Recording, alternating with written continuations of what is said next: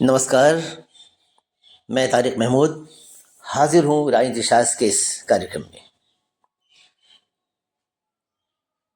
पिछले पार्ट में हमने आपको न्यायिक पुनर्विलोकन और अमेरिकी सर्वोच्च न्यायालय विषय के पहले पार्ट की चर्चा की थी।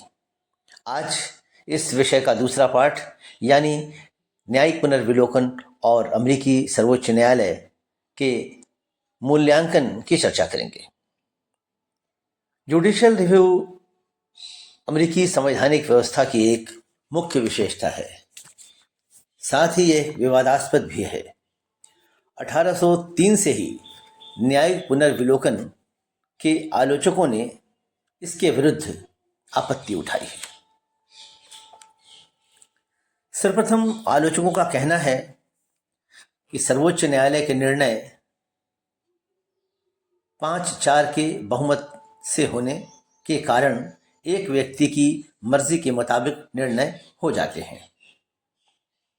इसके विपरीत न्यायिक पुनर्विलोकन के समर्थकों का कहना है कि निर्णय हमेशा 4-5 के बहुमत से ही नहीं होते हैं।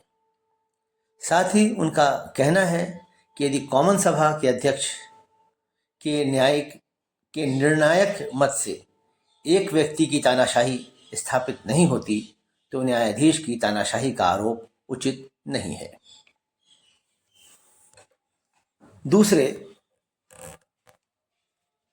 आलोचकों का कहना है कि व्यवस्थापिका कानून निर्माण के कार्य में ज़्यादा सावधानी नहीं बरतती है, क्योंकि वह समझती है कि कानून में जो भी खामियां रह जाएंगी उन्हें सर्वोच्च न्यायालय दूर कर देगा।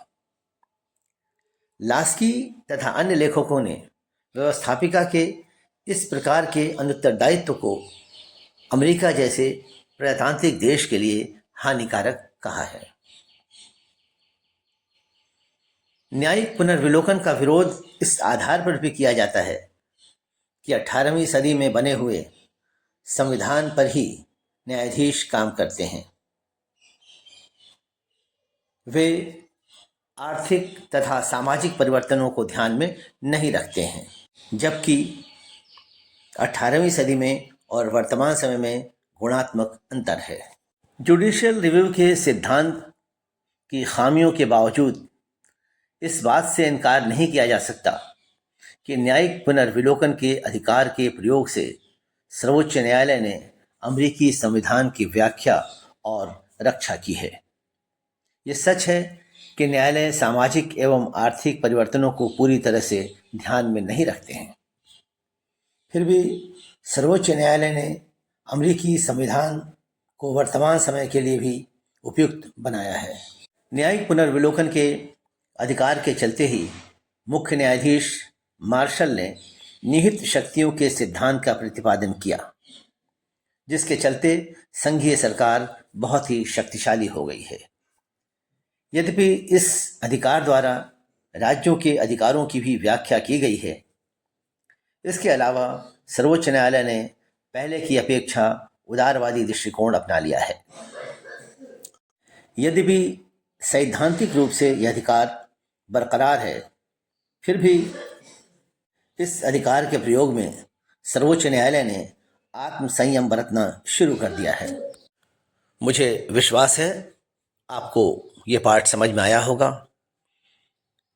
अगर आपने इसे सब्सक्राइब नहीं किया है तो इसे सब्सक्राइब कर दें, लाइक शेयर करना ना भूलें और अपने विचारों से मुझे ज़रूर अवगत कराएं। धन्यवाद। अगले पार्ट में फिर मुलाकात होगी।